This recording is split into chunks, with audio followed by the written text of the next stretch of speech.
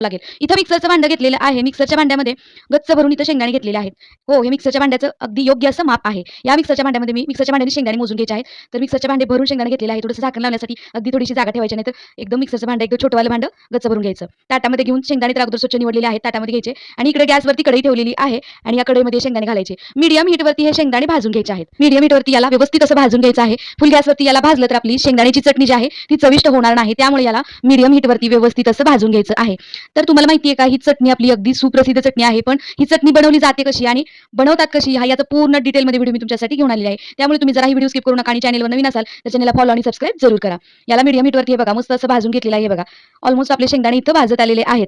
याला मीडियम हीटवरती 10 ते 15 मिनिटं भाजून घ्यायचं आहे. गॅसची फ्लेम अजिबात फुल करायची नाही. आणि हो, शेंगदाण्याची चटणी सोलापुरी शेंगदाण्याची चटणी करत असताना इथं आपण शेंगदाणे घुंगरू शेंगदाणे घ्यायचे आहेत. अगदी छोटेवाले जे बाजारात मिळतात ना ते शेंगदाणे घ्यायचे आहे, कारण ते खाण्यासाठी अगदी चविष्ट असतात. त्यामुळे शक्यतो तुम्ही चटणीसाठी हा घुंगरू शेंगदाणा वापरायचा आहे.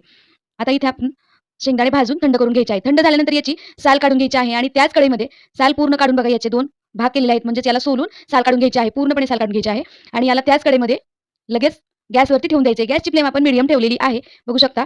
आणखी थोडंसं याला भाजून घ्यायचं. साल काढल्यानंतर 1-2 मिनिटासाठी व्यवस्थित असं भाजून घ्यायचं आहे याला. हे बघा. आता यामध्ये घालायचं आहे 1 चमचा तेल. आपण जे तेल खातो ना घरामध्ये तेच तेल आपण इथं या शेंगदाण्यामध्ये घालायचं आहे. घातलेलं सगळं तेल शेंगदाण्यामध्ये व्यवस्थित असं मिक्स करून घ्यायचं आहे.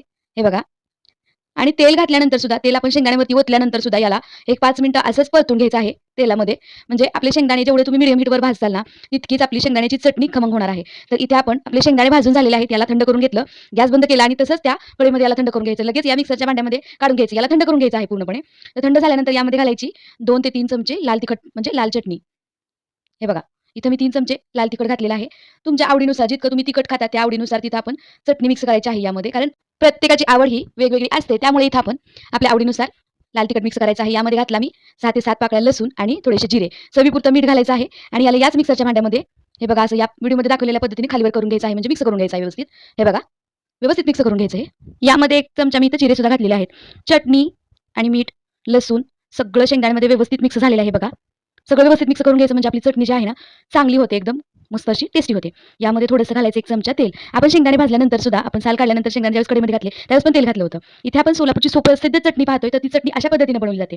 तर याला पल्स मोडवरती फिरवून घ्यायचं आहे. याला आपण ज्या पद्धतीने शेंगदाणे बारीक करताना फिरवतो ना तसं न फिरवता याला पल्स मोडवरती फिरवून घ्यायचं आहे 2 ते 3 वेळा. आणि अशा पद्धतीने इथं आपली अगदी फटाफट अशी आपली सुप्रसिद्ध अशी आपली सोलापूरची शेंगा चटणी तयार झालेली आहे.